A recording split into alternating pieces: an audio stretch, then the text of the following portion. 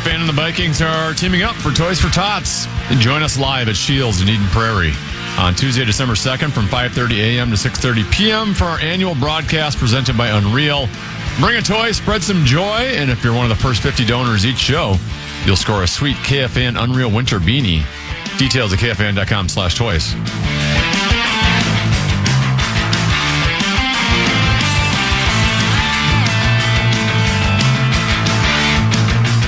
Kevin O'Connell speaking with the media right now. And I know our guys are excited to get to work on the field this week, and we'll be ready to roll when we head to Lambeau. Kevin, just one update. Jonathan Grenard will work off to the side today, and we'll update you guys on kind of where he's at moving into tomorrow and Friday, and then Ryan Kelly should be a full participant. Okay, just on Mike Parsons, how have you seen them use him from just different positions and different types of ways that they put him up front? Yeah, he's lining up everywhere. On first and second down, he'll be on both sides. He'll move around sometimes within a drive, so you really can't have like an exact beat on where he's going to be. And really, the important part of that is, whatever side he lines up on, Rashawn Gary lines up on the other side. And they've got Van Ness potentially coming back as well, who's a talented young player. So it's obviously a focal point and something we've got to be aware of to have those kind of impact players on the edges. But then on third down, he could be rushing inside. He could be lined up, off the ball. You got to be ready and prepare. Schematically is one thing, but then, all five of those guys up front understanding that it may be my, tough down to fight through, depending on, where they want to dictate, from a standpoint of their alignments. So it's definitely something we're talking about and trying to prepare our guys for. What have you thought about Jordan Love's development over the years? Yeah, I think, the things that jump out are just he's a very, very good thrower of the football, and it's something that he came out of Utah State like that. It was just a question of, how accurate could he be snap in and snap out, and what would the rhythm of a game look like. Were really what I always thought, when he was coming out. But I really liked him studying his tape and he can make some high level difficulty throws. And then what I think he's really found is a really good fit in Matt's offense of they're explosive. They've got a very deep receiving core, tight ends. I know they have an injury at the position right now to Tucker, but they've really made a really pretty interesting transition to the marriage of running the pass and some of the things that they've done. Matt's done it at a high level for a long time, but a little bit different than kind of the traditional way of doing it all the time, where they're incorporating maybe some more gun runs. They're incorporating some RPOs, some things that Jordan's obviously very comfortable doing, but when push comes to shove, he's making, if you let him sit back there clean in the pocket all day, he's going to make every throw available. So it's one of those things where you're trying to, much like a lot of the quarterbacks in our division, you're trying to see, how many times you can move him off the spot, eliminate some of the easy departures from the pocket where he can be a real problem with his athleticism and ability to throw on the run. And I think they really understand, either some players that, previously played with Aaron, who is maybe as good of anybody in the scramble drill setting, but those principles have been in place for a long time in that offense. And Jordan was obviously there developing, watching it very closely for some of his early years, and they picked up right where that Aaron kind of left off. And then the other element is just the ways they steal plays, whether it's rushing the ball from a second to third down when you're trying to sub and they get a free play, quick counts, different things that they kind of have tools that give them an advantage. Even if it's just on one snap, it could be an explosive. We've seen that this year throughout the tape of them finding those explosives where there's also a penalty on the field for 12 guys on the field. So we got to be totally locked in from a substitution when we can. Are they going to go to the ball? How great can we be getting aligned quickly, communicating, and then, playing out the snap from there. Kevin, with JJ's mechanics specifically, sometimes we've seen kind of the back leg come around and whip up a little bit. Is that something that you've seen quarterbacks be successful with, or is that something you ideally don't want to see? Yeah, I think to a certain extent. I think the violent leg whip, can sometimes be, depending on where guys generate their natural power from. You can see some of that just as the ultimate kind of disassociation between the lower and upper half that creates the torque that some guys put a lot of revolutions on the ball, and that would definitely be the category I would put JJ in. Now, I also believe very strongly that he doesn't necessarily always need that, and those 80-85% throws that have plenty of velocity on them, but also are the location seems to be better. The friendliness of throwing more runners balls for guys for the ability to have some run after catch. And then just the progress in rhythm from a little bit more comfortable base, while not taking up too much space in the pocket is also, part of it. But I think it's something that some throwers, historically you've seen them do it. But to me, it's the times where it can be credited due to a lack of foundation and balance more so than the torque that he's generating, and I think there's a middle ground there that we're working towards, and we've seen from a kind of a smooth rhythm standpoint that I think is what we're hunting a little bit more on a snap-to-snap basis. Yeah, when you talk about him in terms of pocket presence, climbing the pocket and keeping space, dealing with messy pockets, how do you work on that in practice when guys in a no-contact jersey? How easy is it to simulate those things and put him in settings where he can get something realistic? Yeah, I mean, all of our team periods, the rush is full go. We're blocking games, we're handling pressures, and guys know they have to stay off the quarterback, but we want it to feel as real as you possibly can. The getting hit in those messy pockets are kind of the byproduct of the games, but the feel of what it feels like, and every game in the NFL just is going to be like the messy pocket, and the guys that have really excelled. I was talking to Tom Brady about this last week when we got a chance to catch up before the game. It's a messy pocket doesn't necessarily mean it's a broken pocket, and your ability to kind of in place, in the comfort or finding that safe space within the pocket to exhaust that 1 to 1.5 more seconds while a pattern or a play expresses itself is kind of what made him the greatest of all time doing it. He wasn't, how many more times are we going to show his 40-yard dash from the combine? What we need to show is the pocket movement within a progression, and he's working 1 to 2 to 3 to 4, and an ability to throw the ball anywhere at any time based upon his lower half kind of being his guiding force. So I think it's much more, JJ's shown the athleticism to impact games out of the pocket with his legs, but it's much more that controlled, harnessed athleticism to be able to keep that athletic base progressing through a down without needing to move too far up into trouble, which can sometimes be the back of a lineman trying to, post single block, three technique, or the way a pressure might, end up, articulating. It's one of those things where now it's a linebacker getting picked up by Jordan Mason or Aaron Jones or C.J. Ham, and you're protected, but it could be considered messy. But those are winning downs by his teammates that we've got to equal that with a winning down out of the quarterback. The lack of takeaways. I know you can't just chalk it up to bad luck, but the last 4 or 5 games, there have been balls on the ground. There have been balls tipped up in the air that just seem to keep going back to the offense. Do you look at it and do you say it's got to come around? Or, I know forcing turnovers is a skill. Or are there things you're asking guys to do more of to try to prompt it? I think it's just, I think our tackling has been really good the last few games. I think our knockback and the principles of stopping the run, getting people into longer yardage situations, and then getting the down and distance on your side. And then it's about tying in the disguise with the push of the pocket and trying to disrupt the quarterback and see if you can create some of those opportunities that maybe weren't there at times throughout the year. So we're trying to do a little bit more of that. We're coaching every single day, and our guys are some of the best in the league at punching at the football, hammering, raking. It's just been a matter of when we have gotten it out. There was a couple snaps last week where the ball's loose and funny bounce of the ball. Wes Phillips knows the shape of a football. He always says it to me, but I forget what he says.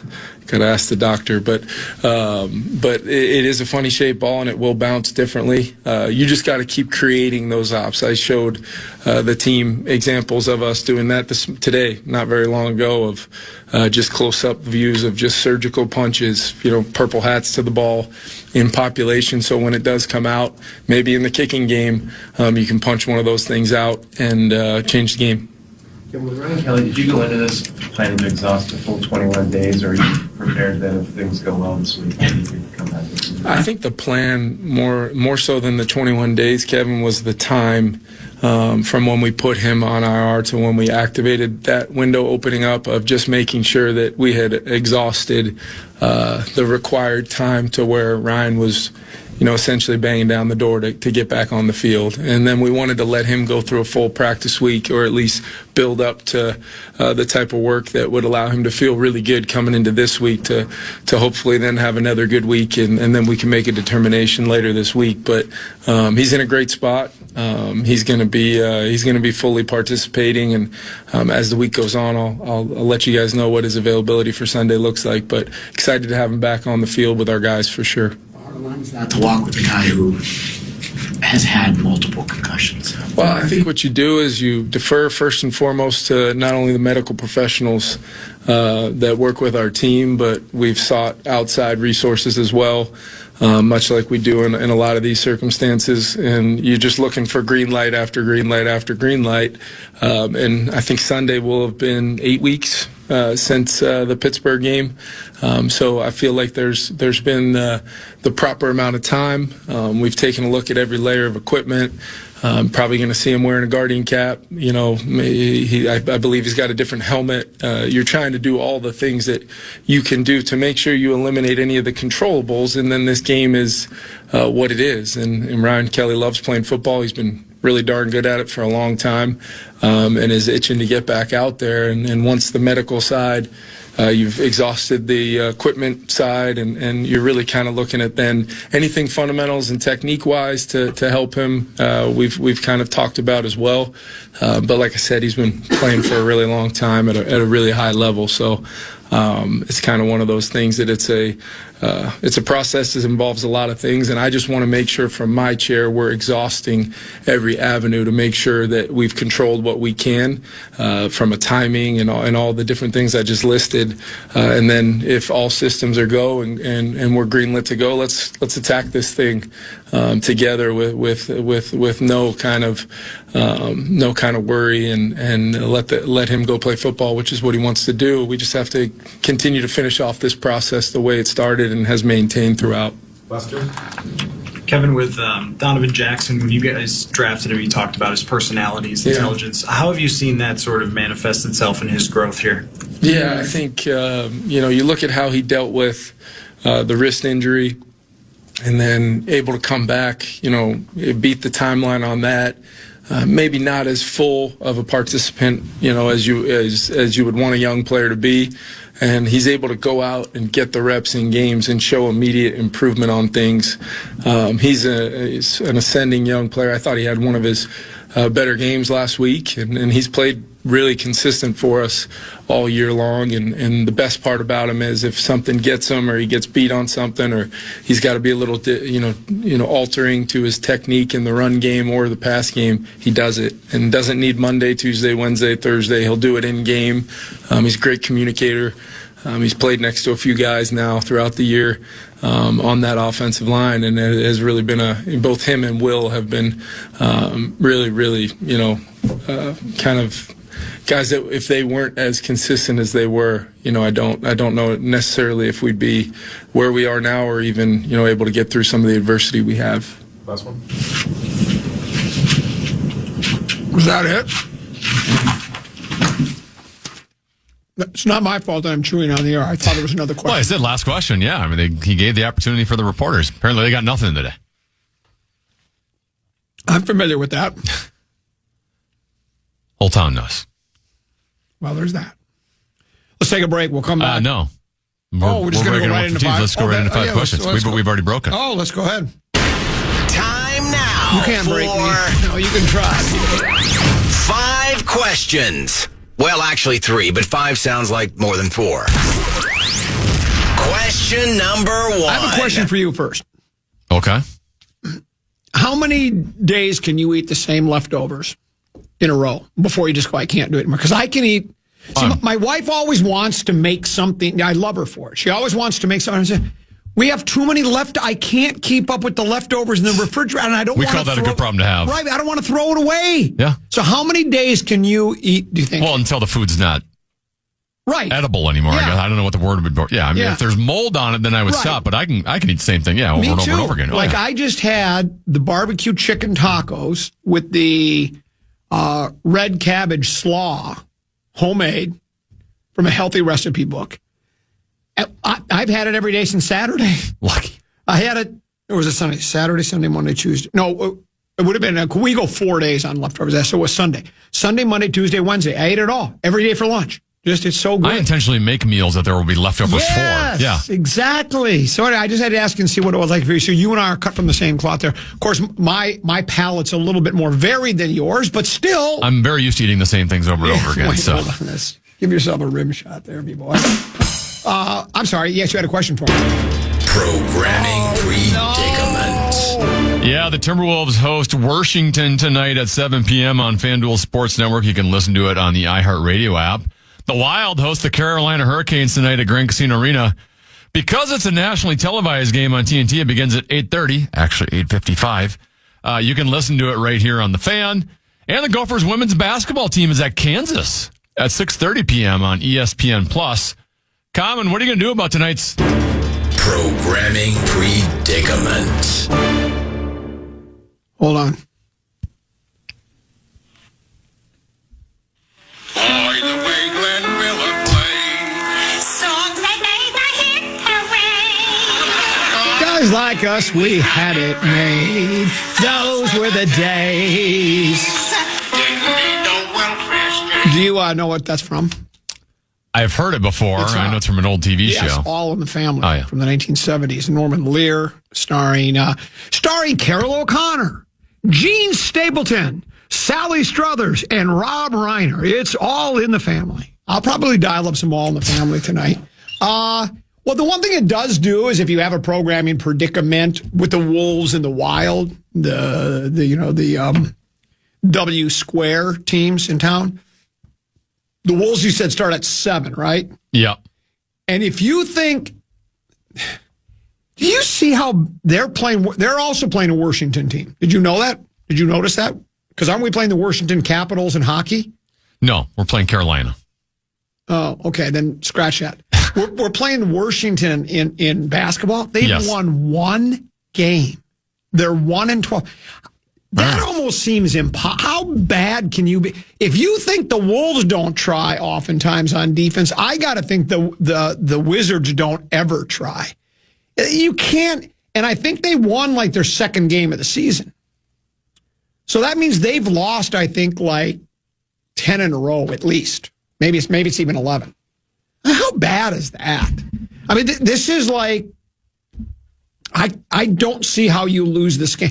The Wolves have done a better job this season than they did last season in beating teams they're supposed to beat. This was one where last year we would have lost this game.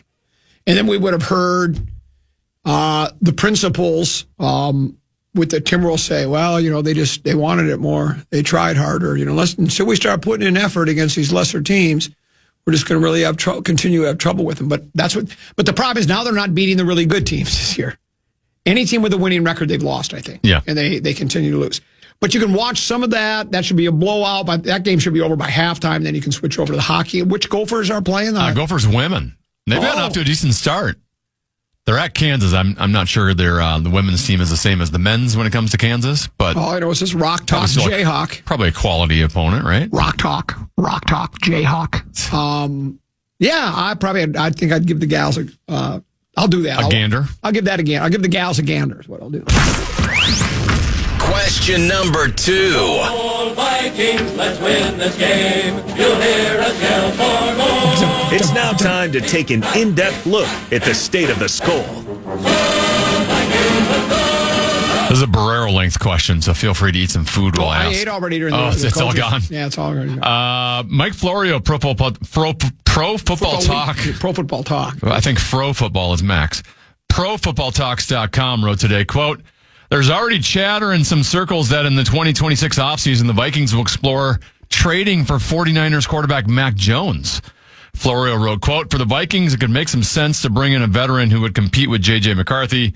The top 10 pick in 2024 hasn't done enough to have the presumed starter role next season. A true competition could force the issue, getting McCarthy to take the improvements that the Vikings want to see, or else there won't be a ton of great options in free agency.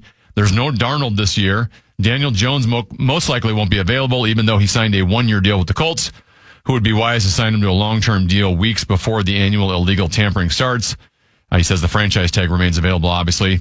He says, who else is there? Russell Wilson, Aaron Rodgers, who turns 42 on December 3rd, Jimmy Garoppolo, Tyrod Taylor, Trey Lance, Marcus Mariota, Joe Flacco, and Gardner Minshew headline a weak, relative to recent years, class of veterans with starting experience. He also says Kyler Murray also could be available possibly via trade, though it's also possible he'll be released. Common, would you be interested in the Vikings trading for Mac Jones this offseason? And at the very least, should J.J. McCarthy have competition? Could you repeat the names of those other quarterbacks you mentioned? I could get them straight. I think it's way too early to even, because let's just play this out. Florio is like a lot of the other guys. They have to throw stuff out there. Clickbait, and we have to fill airtime.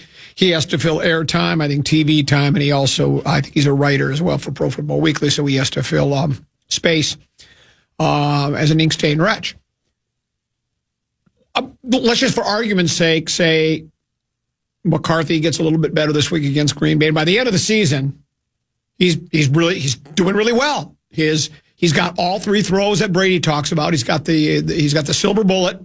He's got the little touch pass, and he's got the other whatever one that is. So let's say he has all the passes and they win some games. Well, then it's all a moot point.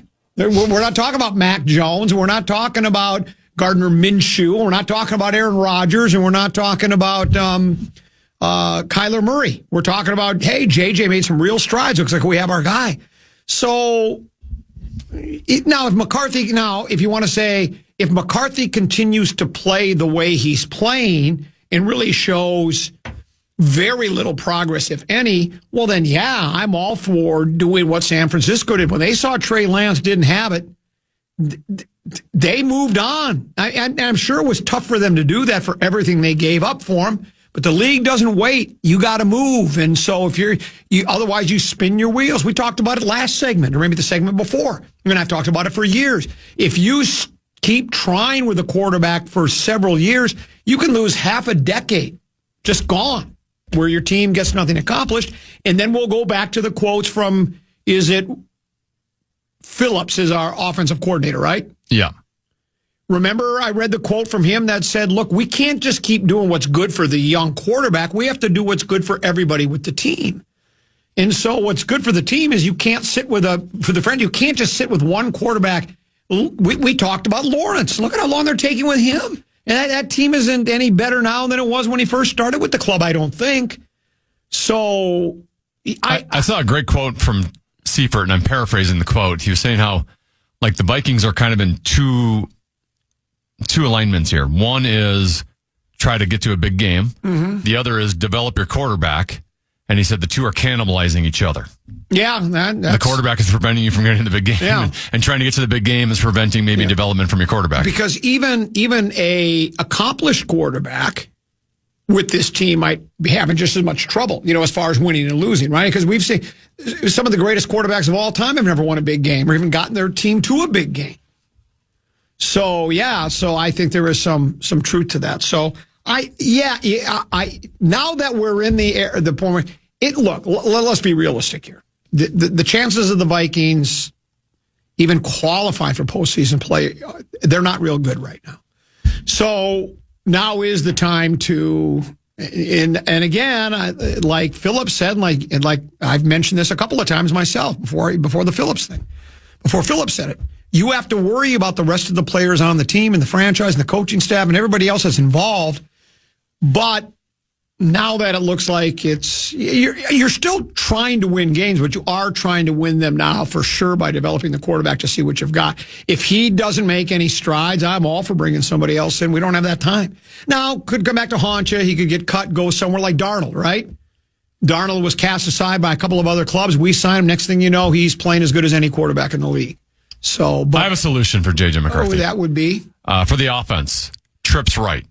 Just put all 3 wide receivers on the right side of the field. He has trouble throwing to the left. Just don't even worry about the left side. And then every once in a while, if they're going to start overplaying the right, then you do the old Statue of Liberty play where you fake the pass to your trips right, and you hand it off to Aaron Jones, who now goes down to the left side, sweeps it on the left side where nobody's there. Or the quarterback does the naked bootleg. Yeah. I love the naked bootleg. Just play everything to the right side. Just do your trips over there. I don't have that. I don't have a problem. Question number 3. It's time now for the lowdown in Dinkytown. The Gophers men's basketball team trailed by 2 points with 7:51 remaining, but did rally for a 66-54 win over Chicago late. I thought you were going to say Chisago Lakes. Because if they barely beat Chisago Lakes, remember that's a senior high school. That would be just Chicago State last night at Williams Arena. Cade Tyson scored 22 points. Jalen Crocker Johnson added 15. Isaac Azuma added 14. Common, what sticks out to you in the Gophers win, even though they struggled for a little bit? I called Chisago Lakes high school basketball games back when I was working at the Forest Lake radio station. Chisago Lake and Forest Lake were the 2 schools that we covered intently. And so I did a lot of their games. I think it's going to be a long year. I mean, Chicago State, I read the pregame story. Did I read it right? Were they like 1-16 last year or 4-18 or something? I mean, they're just not any good. I mean, they're bad. Why didn't they just struggle with the Wisconsin Green Bay? Exactly. And so I think the University of St. Thomas beat by 18. Yeah. Now it is a bunch of new players that have never played together, right? I mean, these guys are just from. I mean, that's all college basketball, though. I don't even think these guys know. They're probably still not even familiar with the first names of every guy on the team. So there's going to be a little unfamiliarity, but as you mentioned, that's the way a lot of teams are. But I think this one even more so. I mean, I think a lot of the established teams bring in 1 or 2 guys. We have, I think, only 2 players from last year's team. So there's going to be some growing pains, but I would think even with growing pains, a Big 18 school shouldn't have the struggles. So they won the game, so, it's better to win than lose. But it could be a long season. I hope for the best. I would love, you've heard me say it so many times, I'd love for the local 5 to be really good because I go back to that run in 97. And there were a couple of other seasons leading up to 97 where the Gophers made a little bit, some mini runs in the NCAA tournament, if I'm not mistaken. So. And that's it for today's edition of 5 Questions. Well, actually, 3 questions, but 5 sounds like more than 4. Rock Talk is next, and inside the body of Rock Talk, we'll have Rock Rank. That and so much more on the Common Man program on The Fan.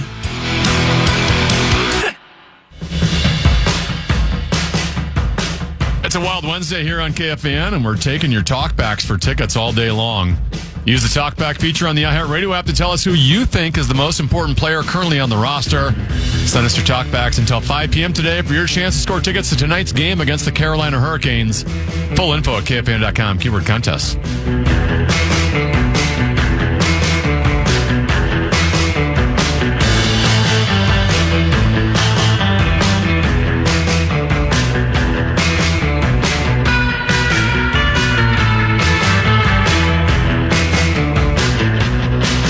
Couple 13-14 past, I'm Common.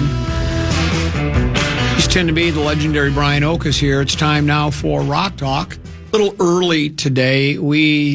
It's all radio business related. It's just our top of the hour break is very long. And so we thought, come into a little shorty here, set the table, and then go into it after the bottom of the hour break. I did this for a very, very long time, and you're at the whims of a lot of other forces, Correct. and so you just have to be the show in between the business. And as I think it was, I don't remember what number album it was, but Van Morrison did an album called Roll with the Punches. Yep. So that's what we do, is we just roll with the punches. Exactly. Good to see you. I asked you when you walked in the door if you had ever heard of, I forget his first name. Todd Snyder. Todd Snyder. Yep. And you said you had. You didn't go deep, but you knew of him and heard his music. I'd never heard him before until his untimely death. Apparently, he was on tour. He was jumped and assaulted in Utah, and then he died. And it's still mysterious. They say he died of pneumonia. I'm not sure exactly how it all went down. He was jumped on this most recent tour? That's what it said. See, I hadn't heard that detail. I believe it. I didn't. No, I'm sure that's probably it. Again, Todd Snyder, being around music as much as I am, you hear a ton of names and you hear sort of the reverence with which people speak those names. But I couldn't name a song off the top of my head if I had to, so I don't know, but I'm aware, I know of him by reputation, as they say. And among music aficionados and among musicians themselves, Todd Snyder is one of those great American singer-songwriters who, not in the same vein, not like in the old school country vein, but like how Guy Clark, everybody loves Guy Clark and covered his music, but he was not a household name.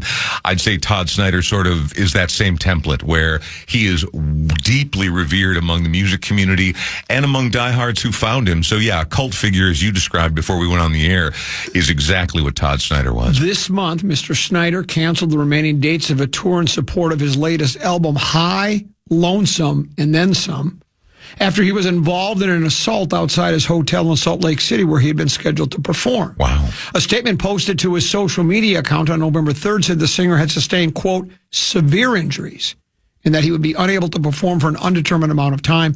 Additional details of the assault were unclear. But then it said he died of pneumonia. So did he get pneumonia did he get collapsed lungs I don't even know how that all... I have no idea. The only thing I really know about Todd Snyder is that one of the reasons that he's sort of relegated to cult status and something that might have gotten in the way of him being better known is he led a troubled life. He was a troubled individual. Some of it substance, some of it mental health. He was sort of a loose cannon and made it, and in some people's descriptions, made him difficult to work with, limited his ability to tour consistently and do that sort of thing. But even among, detractors, everyone recognizes that he was a brilliant singer-songwriter. This story from the New York Times says Mr. Snyder never reached the level of recognition of John Prine, Jerry Jeff Walker, Chris Christopherson, and Jimmy Buffett, all of whom either mentored or influenced him. Mm-hmm. But his brand of alt-rock Americana paired with raggedy, stoner-inflected storytelling that displayed an acerbic wit, an astute eye for detail, and virtuoso comedic timing endeared him to his many fans. I took not necessarily a deep dive. I'd never heard of the guy. Yeah. And he's clever. I mean, he's a folk singer. He plays acoustic guitar by himself. He's got a strong streak of John Prine in him. Yes, he does. He writes those clever, witty lyrics. He how did he write one of his songs was, sing me a train song because I got a one-track mind or something like that. So he did a lot of those play on words and stuff. I like that. I mean, I've always been attracted to those quirky singer-songwriter type artists, but quite frankly, I had never heard of Todd Snyder before. And I think I'll spend part of this weekend listening to some of his music. I will too, because John Prine and Jerry Jeff Walker are two of my very, very favorites, and I got my love of both of them from my dad growing up. As a teenager in Coon Rapids in the 80s, that's not really ground zero for your musical taste, but it was always on. My dad always picked that stuff out, and I have a deep and abiding love for both of them. And so, I would like to spend a little more time myself with the Todd Snyder catalog because, if he's being mentioned in the same breath, that's obviously pretty solid. Are you familiar with Little Feat? I know you're familiar with them, but are you a fan?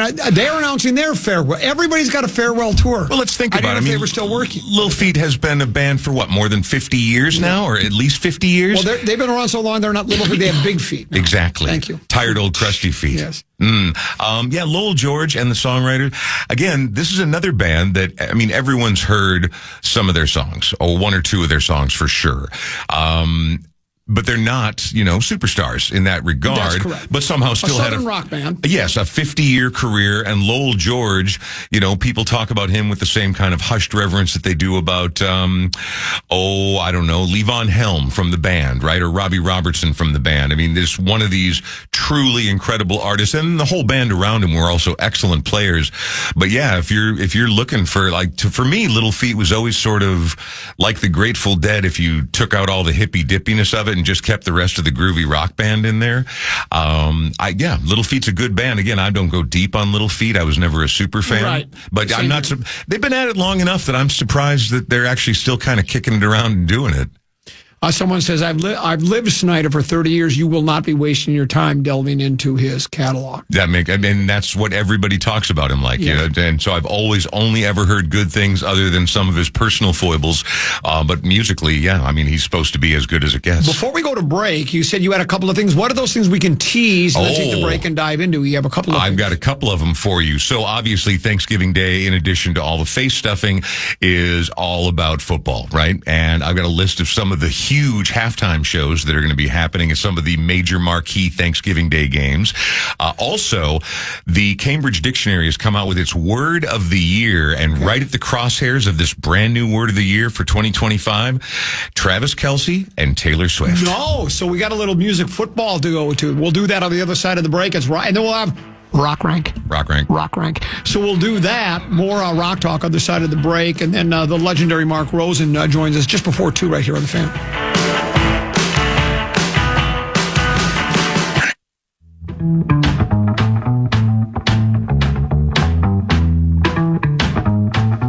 It's the Black Friday tradition you don't want to miss. The Power Trip Morning Show will be live at Mall of America, bringing the initials game, tons of laughs, and your chance to score serious holiday cash. Be there at the Huntington Bank Rotunda from 7 to 9 a.m. on November 28th. Check out KFAN.com, keyword calendar for all the details.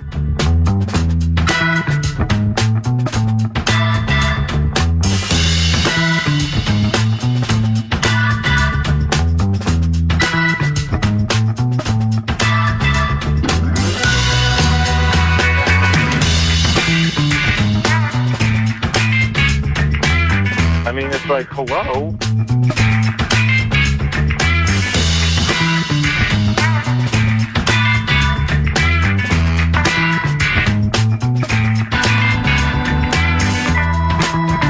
Couple 13, 14 past. I'm Common. He's 10 to be. Brian Oak is here. Rock Talk and then Rock Rank in a little bit. So now what's this about halftime shows? Oh, yeah. So obviously Thanksgiving Day is, especially for people who are fans of the Grum, yes, it's about food and family, but let's be honest, most of us watch more than a little football on Thanksgiving, right? Kitties since 1934 or 35 in Detroit have hosted a Thanksgiving Day game, much to the chagrin of many fans. They think they should spread it around, but Detroit gets it all the time. Right. And they're having a special halftime show, I think, right? Well, they are, but think, before we even get into that, think about how many years when the line, I don't need to tell you for sure, but just how terrible the Lions were for so many years. Terrible city, terrible fans. And forced to play on a national stage every Thanksgiving for decades. They were just awful. So I almost, although it's hard for me to say a good word about the Honolulu Blue, I'm almost happy for them that they're now enjoying this wonderful renaissance and get that stage. But yeah, there's so 3 big games that day. Each one of them has a pretty significant halftime show. And in your hometown of Detroit, that is Jack White, Detroit's favorite rock and roll son, since probably Iggy Pop. One of your favorites. By far, yeah. I mean, later on here with Rock Rank, we're going to be talking about some of the biggest artists of the 2000s. And for me, he's absolutely in my top 5 of that list. He was the White Stripes most famously, but the Rack on Tours, his lengthy solo career now. He is brilliant, able to command a big stage. I've traveled to see him before. I just think he's one of the best things going in American music for the last 25 years. So, and also, I mean, Detroit should be proud of this guy. He is maintaining the crazy rock insanity mentality that city's always embraced and embodied, and some of the great rock bands ever have come out of that city, and he's another in the long list. Because you said Jack White's one of your favorite from Detroit. Yeah. And I thought, well, I wonder how many other famous musical artists came from, because I know Detroit has had a rich history there. So many. I dial up famous musicians from Detroit. Yep. Listen to this list. Hit me. Aretha Franklin, Stevie Wonder, Eminem, White Stripes, Temps, Jack White, Smokey Robinson, The Supremes, MC5, Bob Seger, Berry Gordy, Ted Nugent, Kid Rock, Four Tops, Diana Ross, Anita Baker, Susie Quattro, Martha and the Vandellas. Do I need to go on? No. I mean, his name after if you cut that list in half, that's still legendary. Yes, exactly. No, Detroit has always been this northern hub of amazing musical excellence. And what I love about that list you just shared, it's everything. It's not just an R&B city. It's not just a rock and roll city. It's an everything city. There is a vibrancy there, especially, and it comes out in the music, good times or bad times in Detroit. That's always been a major American destination for music. Also, speaking of the halftime show, did you guys see that Eminem and his manager are now basically consultants for the Detroit Lions on that halftime show? They've been hired? Yes, that makes sense. I did see that, yes. M is revered in Detroit even more than Jack White, and Jack White's a beloved son, so I think I'd love to hear that, because that means interesting people will continue to get a crack at that slot. Yeah. And do you know the other show? You said. Oh, yeah. So I believe that's the first game. And then, correct. And then Lil Jon, who not really my style at all. Yeah. Lil Jon or Little John? Lil Jon turned down for what? He will be performing. Did I just from the windows to the walls? Exactly. He'll be doing the halftime show at the Ravens-Bengals matchup, and then the Cowboys-Chiefs game, which the headliner there is during the halftime show is a guy that I've always disregarded up until very recently, and could also be in the argument as one of the biggest artists of the 21st century, Post Malone. Post Malone. I think that I saw the cowboy hat, the facial tattoos, and heard all the auto-tune vocoder stuff, and I'd made up my mind that this guy was just some unlikely pop freak. Right.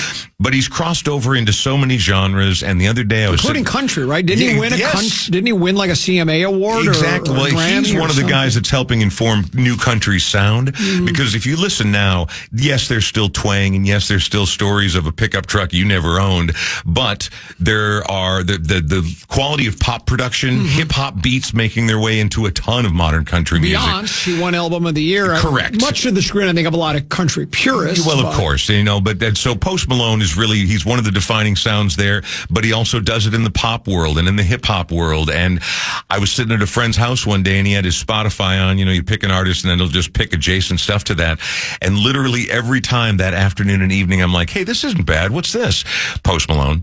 And that forced me to readdress my understanding and go back and listen more. So he'll be doing halftime at the Cowboys-Chiefs. I brought his name up with Tenna B and Lil B the other day, and I don't know how it came up. But the only reason I know Post Malone is because my youngest boy played basketball. Oh. And Post Malone has a song called White Iverson. Of course he does. It's called White Iverson. And it says, and we used to, Deuce and I, to tease Baby Brother Peter, we'd sing the chorus to him.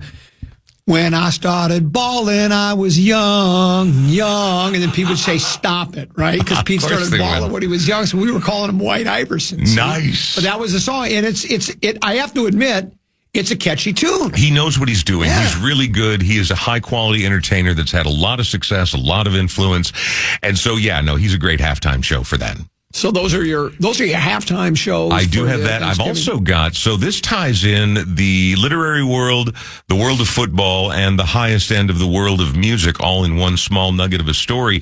The Cambridge Dictionary has given out their word of 2025. Now, Cambridge... Is it 6-7? It's not 6-7, nor is it whatever the bobbling you're doing with your hands right there. That's what they do for 6-7. The kids go, 6-7, and they have to bobble your hands with it. Well, I'm going to be honest. When you do it, it looks mid. Oh, does it? Mid. Oh, yeah, at best. 6-7, that hand signal is also what the referees do when the ball's attempted to be thrown at Jordan Addison. They make that sign. Whoa! Who did you used to call frying pan hands? That's still to my day. That was Troy Williamson. One of my favorite things. Or was it Delman Young? No, I think it was or he was the feet one? Yeah, it was. I thought it was like Tony Batista. There was like a third baseman for the Twins. Troy Williamson I said he had cast iron skillets for hands. Yeah, I thought one time I heard you say frying pan hands, and it makes me giggle every time it pops up. Anyway, the 2025 word Cambridge is a big deal. This is one of the dictionaries, so it's news when they put out a word, but even more when it intersects with the world around us. So the 2025 word of the year, according to Cambridge, any idea what it might be? No. Okay. It's music related? Well, not. You said it was T-Swift Kelsey related, didn't you? Well, they're the ones that everyone's using the example for. The word is parasocial. Parasocial means the connection that someone feels between themselves and a famous person they do not know. Now, I don't have to tell you about this because you've been the dream of the everyday housewife for how long now? Baby. They think they know more about you, and they've developed this lopsided relationship with you because they hear you every single day. They have an intimacy that doesn't actually exist, but is very, very real inside their head and their heart. That's what parasocial means. And so how Travis and Taylor kind of brought this word to the forefront. This word started getting used a lot more because so many people have involved themselves or busied themselves with the excitement, the romance, the drama, everything that's unfolded about, two of the biggest stars in their chosen fields with the romance of the year and all that. Many people, millions, literally millions, many millions of people have a parasocial relationship with them. I'm not in that group, but that's okay. Well, maybe not to that extent, Certainly but not to that extent. There are people listening right now who think they know you and they make this is a destination. They come here every day, and in doing so, because I think they know more about you than their average person and you're you. Than the person sitting next to them, and there's an ownership there, right? There's an investment. No, it is true. So parasocial is basic, and we all have it as well. There are people that we follow along or pay attention to, whether it be movie stars or writers or whatever the case may be. Musicians, musicians for me as well. I'm a big fan of musicians. Between listening, to their output, watching their work, whatever the case may be, we develop this very lopsided, not necessarily unhealthy relationship, as long as we don't try to show up at their compound at some point and say, "Hi, Taylor," or anything like that. Then we've crossed a line. But parasocial, word of the year, and probably the primary example is the massive relationship that a lot of strangers have with a very famous couple. Well, this one says right here, it says from the 651 says, Common is my surrogate father. So there's proof positive right there. I'm his surrogate father is what I am. Yeah. This one says, did Oak listen to Post Malone and Ozzy collaboration called Take What You Want? I did not know they worked together. That's the Post Malone has worked with everybody in every genre, and so I was sort of... It says, check out Post on YouTube during COVID. He did a bunch of Nirvana songs, and he sounded just like Cobain. That's what he says. He can kind of do everything, and so I begrudgingly gave him a listen, and while he doesn't skyrocket into my very favorites of all time, his talk about the prime example of you don't have to love him, but you have to respect him. Yes. I think Post Malone, that's very much how I look at him. How about, are we ready for Rock Rank? I'm ready. Rock Rank. Rock Rank. Rock Rank. Rock Rank. Rock Rank. Rock Rank. One more time. Rock Rank. Rock Rank. Post Malone couldn't make an open like that. No, I know that. could not. Absolutely. And if he did, I don't even think he'd sound like Kurt Cobain. Anyway. Oak, you're about to maybe say some names that Common's never even heard of, because I'm going to ask you to name your top 5 favorite bands or artists after the year 2000. Oh, yeah. But no, you're actually going to know all of these. Okay. To thin this out a little bit and to spread it out a little bit, because this is such a giant, meaty question, I took a little bit of artistic license, Tenna, and I'm just going to do artists today, and maybe we can do bands next week. Yeah, we can do that. There are so many ultra superstar diva types, both male and female, that there's too many. It muddies the conversation. So I thought, let's do solo artists or people we recognize as solo artists today, and then in a future episode of Rock Rank, we can knock down the bands. We'll do that next week. Nice. Adele. Is she on that list? She is, in fact, on that list. Lucky. but not yet. Oh, okay. But no, and here's the thing. There are going to be so many artists that I can hear the argument that could be on here. These are my top 5, though. Starting at number 5, British singer-songwriter, adorable little unassuming ginger from across the pond. Ed Sheeran comes in at number 5. Ooh, really? Yes. Now, and hear me out. I'm in love with the shape of you. That's a huge song, but early on, he went somewhere between Is he a sappy love song guy? He has those in him. Okay. Some of the biggest ones of all time are certainly of the last 25 years. But he's also capable of, like, when he started out, when he was busking on the streets, he did this. What on the streets? Busking. When you B-U-S-K.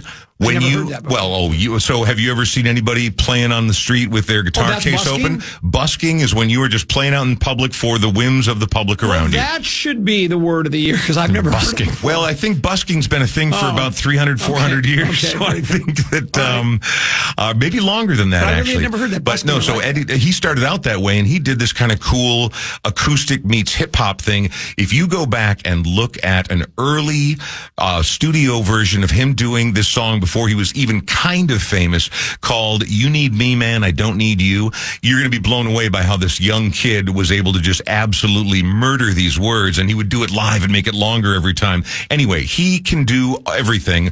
In the 2010s, the number 1 global live artist. Really? Nobody sold more tickets or had bigger shows for a longer period of time in the 2010s than Ed Sheeran. So right there, he's obviously made a name. And so this is not only about his solo work, though. And he worked the iHeart Music Festival. You got that right.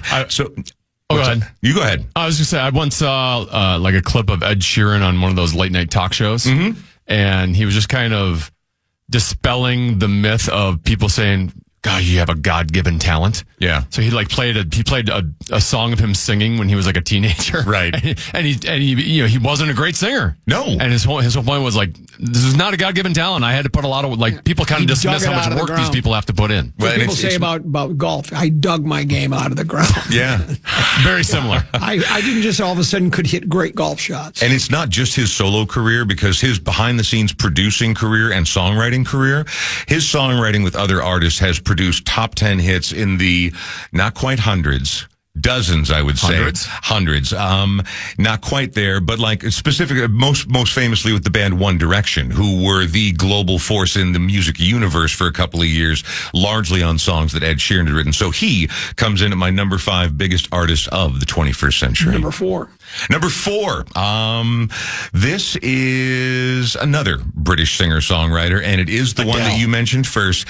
It's Adele. Yeah. Now, Adele, while she's lost a little steam in recent years, when we have to look at the entire 25 years, this is a time where the music industry had never been more imperiled. They had dug their heels in and said they weren't going into the digital divide, and they weren't going to do that. This is how we've always done it, and they wanted to gatekeep music in this sort of physical format. Well, that obviously didn't work. The walls came crashing down, and the music industry really suffered in the 2000s into the teens. Every time, 3 times in a row, Adele put a record out. Every time she did it, she basically saved the music industry that year in terms of numbers, in terms of revenue. She was such a force, such an impact, and the universality of her appeal. You know, little kids liked Adele records, and preteens, and tweens, and I guess that was the same thing, but you know what I mean? Like literally every demo, every age group, grandmas, grandpas, everybody loved Adele, leading to those massive giant sales.